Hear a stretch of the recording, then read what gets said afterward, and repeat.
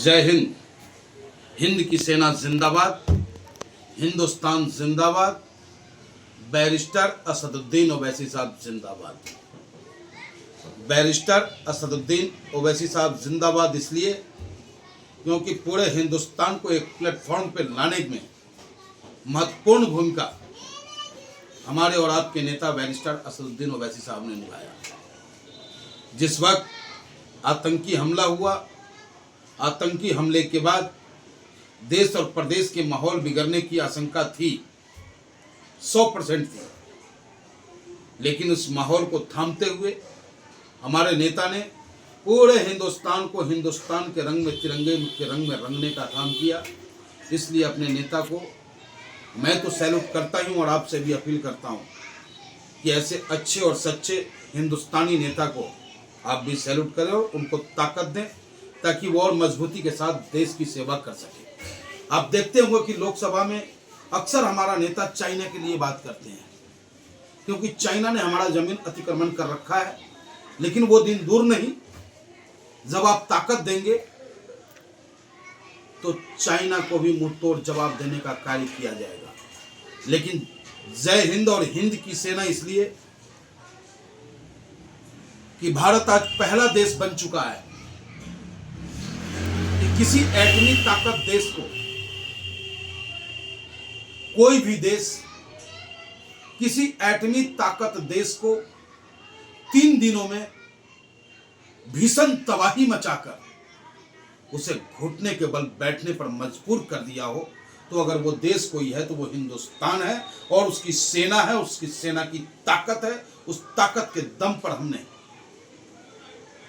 पाकिस्तान को, तुर्की को, चाइना को, इन सब, ये सबकी मिली भगत थी। चाइना को पता था हम पाकिस्तान से नहीं लड़ रहे, चाइना को पता था कि हम आम आदमी से नहीं लड़ रहे हैं, आम पाकिस्तान की नागरिक से हमारी कोई विद्वेषता नहीं थी, कोई दुर्भावना हमारे अंदर आज भी नहीं है आम नागरिक के लिए। तुर्की को भी पता था कि हमारी लड़ाई किसी देश से नहीं, किसी इंसान से नहीं, हमारी लड़ाई शैतान से है, हमारी लड़ाई आतंकिस्तान से, हमारी लड़ाई आतंकियों से, उन आतंकियों से जिन आतंकियों ने निर्दोष पर्यटकों की निर्मम हत्याएं की। उसके बावजूद इस तुर्की ने उसका साथ देने का काम किया, उसके बावजूद चाइना उसका साथ देता रहा, लेकिन धधक उठा पौरुष बल का त्राहिमाम त्राहिमाम कर समुद्र परारे। कहते ना कि 3 दिवस तक पंथ मांगते रघुपति सिंधु किनारे। 3 दिन तक भगवान राम समुद्र से रास्ता मांगते रहे कि रास्ता दे दो, लेकिन जब नहीं सुना तो फिर शक्ति का होना भी अति आवश्यक है, और शक्ति जहाँ होता है वहीं पर शांति की भी स्थापना होती है। ताकत को देख करके लोग झुकते हैं, और उसी का नतीजा था कि धधक उठा पौरुष बल का त्राहिमाम कर समुद्र पधारे, और समुद्र हाथ जोड़ता हुआ आया। उसी तरीके से जब ब्रह्मोस मिसाइल की गर्जना पाकिस्तान में दहाड़ देने लगा, उनके तमाम एयरबेस को नष्ट कर दिया 3 दिन के अंदर में, तो पाकिस्तान भी त्राहिमाम करता हुआ अमेरिका से लेके तमाम देशे, जिनको ये लगता था कि भाई पाकिस्तान तो एटमी देश है, उस पर कैसे हमला करेगा, कैसे भारत मुकाबला कर लेगा, कैसे भारत उससे बदला ले लेगा। लेकिन हमने बदला लिया और सीना ठोक के बदला लिया और उसे घुटने के बल टिकाने का कार्य किया। और सैल्यूट करता हूं अपने हिंदुस्तान के उन व्यापारियों का जिन व्यापारियों ने तुर्की का विरोध किया है, उसका सेब से लेकर अन्य सामानों का आयात निर्यात बिल्कुल बंद कर दिया है। हमें नहीं चाहिए तुर्की का कोई सामान जो आतंकियों का साथ देता हो, हमें नहीं चाहिए चाइना का कोई सामान जो आतंकियों के साथ खड़ा होता हो। और अपने उन तमाम हिंदुस्तान के धन्ना सेठों से भी अपील करता हूं कि अजरबैजान जो पर्यटक के नाम पर हम हिंदुस्तानियों का अरबों रुपया, करोड़ रुपया वहां जाता है, उसे देना आप बंद करें। अजरबैजान जाना बंद करे, तुर्की से संबंध खत्म करे, चाइना से आप जितना जल्दी हो सकता है संबंध खत्म करे, क्योंकि चाइना ने हरकत किया।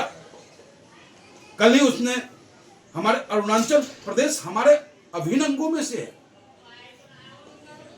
और उसमें हमारे ही क्षेत्र के नाम बदलने का कार्य कर रहा है नक्शा में। उसके बाप का है अरुणाचल, ठोका जाएगा उसे भी।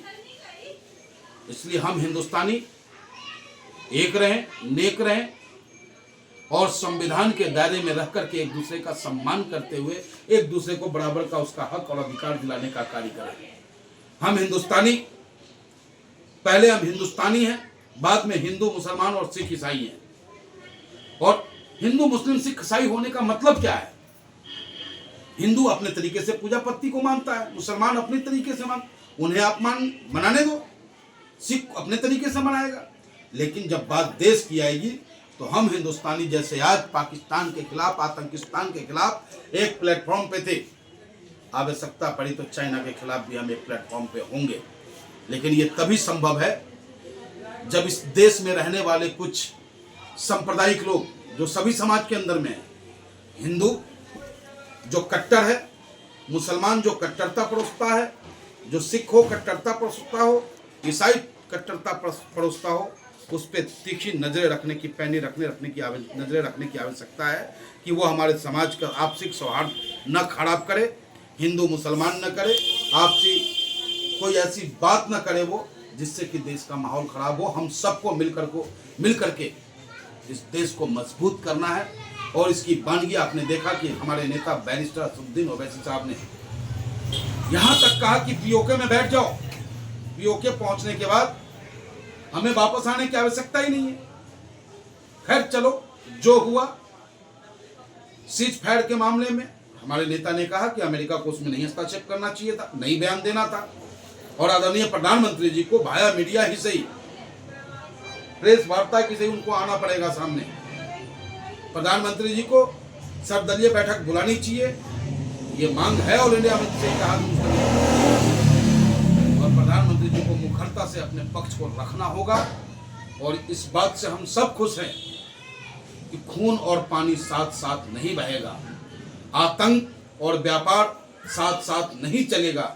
इन बातों से हर हिंदुस्तानी खुश है। और अरे पाकिस्तानी, तू जो जश्न मना रहा है, दुनिया देख रहा है तुझे कि तू पिटा हुआ है, तू तेरी आदत है कि एक गाल पे थप्पड़ खाता है, दूसरा गाल पे कहता मार के दिखाइयो, फिर कहता चाचा को मारियो, ताऊ को मारियो। तो ये हालात तेरी हमेशा से रही है। और हम हिंदुस्तानी मस्त हैं, खुश हैं, खुशहाल हैं और अपने हिंदुस्तान के मस्तक को ऊंचा करने के लिए सदैव तैयार है। ऑल इंडिया में जिसे इत्तेहाद मुस्लिमीन अपने देश के लिए जीता और मरता है। ऑल इंडिया में जिसे इत्तेहाद मुस्लिमीन के राष्ट्रीय अध्यक्ष बैरिस्टर असदुद्दीन ओवैसी साहब अपने देश के लिए सर्वस्व निछावर करने को तैयार है। जय हिंद, जय भारत, बैरिस्टर असदुद्दीन ओवैसी जिंदाबाद।